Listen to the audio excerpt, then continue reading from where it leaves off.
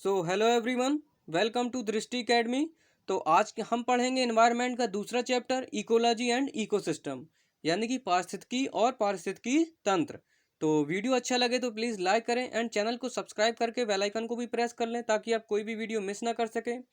And channel को थोड़ा support करो यार, वीडियो शेयर वेयर करा करो थोड़ा बहुत, ठीक है। तो चलिए आज हम पढ़ते हैं इकोलॉजी एंड इकोसिस्टम के बारे में। अगर हम बात करें इकोलॉजी वर्ड की, तो जो इकोलॉजी वर्ड है ये अर्नेस्ट हैकल ने दिया। कब दिया था? 1866 में, ठीक है। इकोलॉजी शब्द का प्रयोग इकोलॉजी के रूप में किया गया था। जो इकोलॉजी शब्द है ये दो ग्रीक शब्दों से मिलकर बना है। कौन कौन से? इकास और लोगस। इकस का मतलब होता है हाउस और लोगस का मतलब होता है स्टडी। ये आपको याद रखना है। और सबसे इंपॉर्टेंट सवाल ये है कि आपसे पूछ लिया जाता है कि इकोलॉजी वर्ड किसने दिया था? अर्नेस्ट हैकल ने। ये आपको याद रखना है। और जो इकोलॉजी शब्द है इसको हम हिंदी में क्या बोलते हैं? पारिस्थितिकी बोलते हैं, ठीक है। अब अगर हम इसकी परिभाषा के बारे में देखें तो क्या है? वातावरण और जीव समुदाय के पारस्परिक संबंधों के अध्ययन को पारिस्थितिकी कहते हैं। यानी कि जो पारिस्थितिकी है इसमें हम जीवधारियों यानी कि पेड़ पौधे हो गए, जीव जंतु हो गए, इनके निवास स्थान या उन पर पड़ने वाले पर्यावरण के जो प्रभाव हैं उनके बारे में अध्ययन करेंगे, ठीक है। तो जो पारिस्थितिकी है इसको सबसे पहले परिभाषित किसने किया? अर्नेस्ट हैकल ने। किसने किया? अर्नेस्ट हैकल ने। ये एक जर्मन जीव वैज्ञानिक थे, ठीक है। अब अगर हम पारिस्थितिकी तंत्र की बात करें तो जो पारिस्थितिकी तंत्र शब्द है ये किसने दिया? एजी टांसले ने दिया था, ठीक है। और कब दिया? 1935 में दिया था, ठीक है।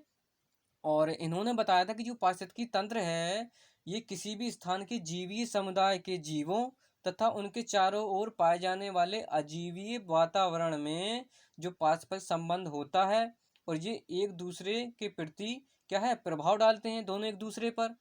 इस पारस्परिक संबंध को ही पारिस्थितिकी तंत्र कहते हैं। ये इन्होंने बताया था, ठीक है।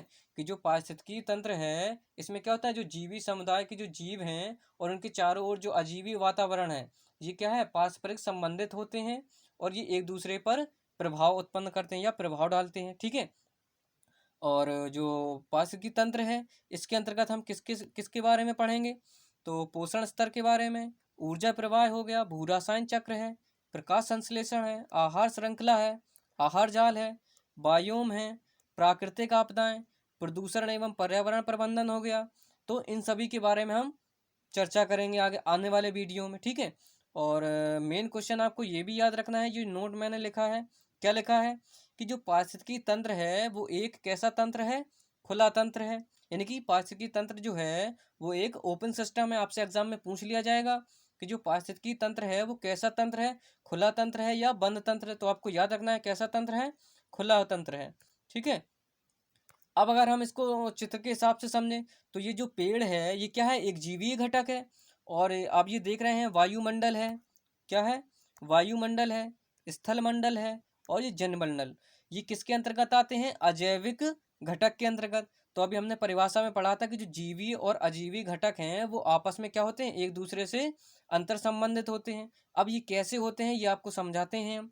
तो जो वायुमंडल है तो वायुमंडल से पेड़ क्या लेता है? कार्बन डाइऑक्साइड ले लेता है अपनी प्रकाश संश्लेषण की प्रक्रिया के लिए, ताकि वो अपने खाने का निर्माण कर सके। और जब वो खाने का निर्माण करता है यानी फोटोसिंथेसिस प्रक्रिया होती है तो क्या होती है? वो वातावरण में यानी कि वायुमंडल में वो कौन सी गैस देता है? ऑक्सीजन दे देता है। यानी कि वो वायुमंडल से ले भी रहा है और दे भी रहा है। तो ये क्या है? एक दूसरे से अंतर संबंधित है।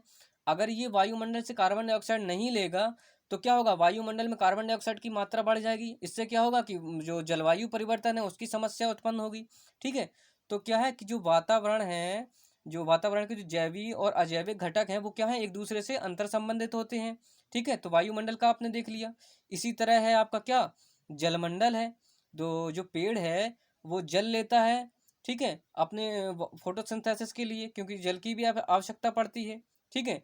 तो फिर क्या करता है कि जब ये जल लेता है तो इसके बाद में क्या होता है? जो इसकी जो पत्तियां होती हैं इससे वाष्पोत्सर्जन की क्रिया होती है।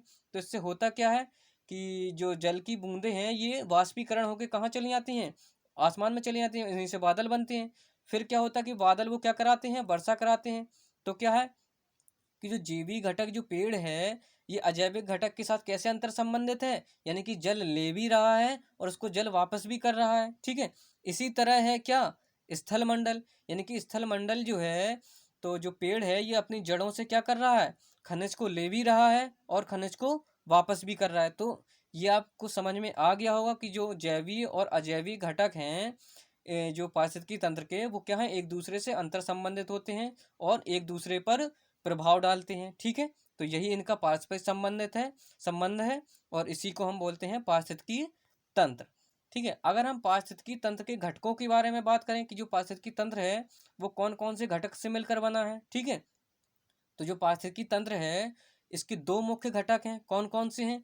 पहला है हमारा जैविक घटक यानी कि बायोटिक कंपोनेंट, और दूसरा है अजैविक घटक यानी कि अबायोटिक कंपोनेंट। ठीक है, तो जो जैविक घटक हैं इसके अंतर्गत क्या क्या पढ़ते हैं हम, इसके अंतर्गत आता है उत्पादक यानी कि प्रोड्यूसर्स, और दूसरा है उपभोक्ता यानी कंज्यूमर्स, और तीसरा है अपघटनकर्ता यानी कि डिकम्पोजर्स। ठीक है, तो जो उत्पादक हैं ये क्या है, इसके अंतर्गत पेड़ पौधे आते हैं, यानी कि उत्पादक उनको बोलते हैं जो अपना भोजन स्वयं निर्माण करते हैं। ठीक है, इनको आने वाले वीडियो में हम पढ़ेंगे। ठीक है, और जो उपभोक्ता हैं, उपभोक्ता क्या होते हैं, जो अपने भोजन के लिए दूसरे पर निर्भर होते हैं। तो इसके अंतर्गत चार कैटेगरीज होती हैं, प्रथम श्रेणी के उपभोक्ता, द्वितीय श्रेणी के उपभोक्ता, तृतीय श्रेणी के उपभोक्ता और उच्च मांसाहारी। इनको हम एक एक करके आने वाले अगले अगले वीडियो में पढ़ेंगे। ठीक है, अब अगर हम अपघटनकर्ता की बात करें तो अपघटनकर्ता कौन होते हैं, जो जीव जंतु हैं ये मर जाते हैं, उसके बाद उनको जो खाते हैं उनसे एनर्जी यूज करते हैं, जैसे कि बैक्टीरिया हो गया आपका। ठीक है, ये क्या है, अपघटनकर्ता है। अब अगर हम अजैविक घटक की बात करें यानी कि अबायोटिक कंपोनेंट की बात करें तो इसके अंतर्गत आता है क्या, कार्बनिक पदार्थ हो गए यानी कि इनऑर्गेनिक सब्सटेंस हो गए, जल है, लवण है और गैसें हैं। ठीक है, और दूसरा है हमारा कार्बनिक पदार्थ यानी कि ऑर्गेनिक सब्सटेंस, तो इसके अंतर्गत क्या है, प्रोटीन है, कार्बोहाइड्रेट है, लिपिड्स हैं, यूरिया और ह्यूमस। ठीक है, इसी तरह हमारा तीसरा आता है क्या, भौतिक पदार्थ यानी कि फिजिकल सब्सटेंस। ठीक है, तो इन सबको हम अगले वाले वीडियो में कवर करेंगे, इसमें कवर हो नहीं पाएगा।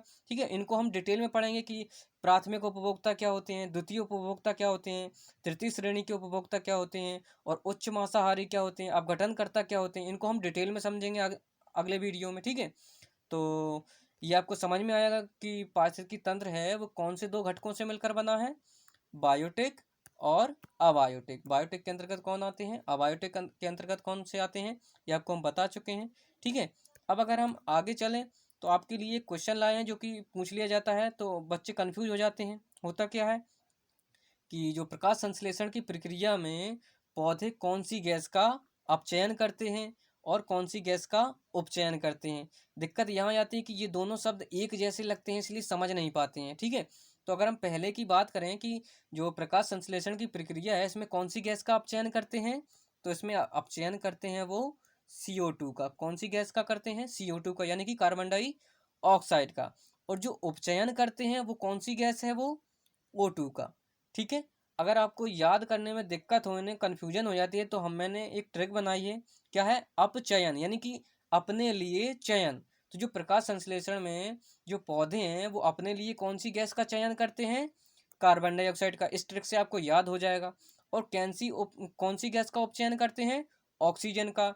ठीक है, ये आपको याद रखना है, एक आप याद कर लो, दूसरा अपने आप हो जाएगा। ठीक है, तो अगले वीडियो में हम पढ़ेंगे उत्पादक किसे कहते हैं, उपभोक्ता किसे कहते हैं, प्रथम श्रेणी के उपभोक्ता, द्वितीय श्रेणी के उपभोक्ता, तृतीय श्रेणी के उपभोक्ता, ये क्या होते हैं, इनको हम डिटेल में समझेंगे एग्जाम्पल के साथ। ठीक है, और अपघटनकर्ता कौन होता है, ये क्या काम करते हैं नेचर के लिए, इसको भी समझेंगे डिटेल में। और हमारी खाद्य श्रृंखला है, खाद्य जाल है, ऊर्जा प्रवाह है, इसको हम अगले वीडियो में कवर करेंगे।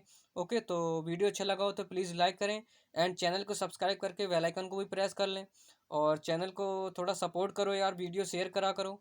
ठीक है, तो thank you for watching the video, thank you so much.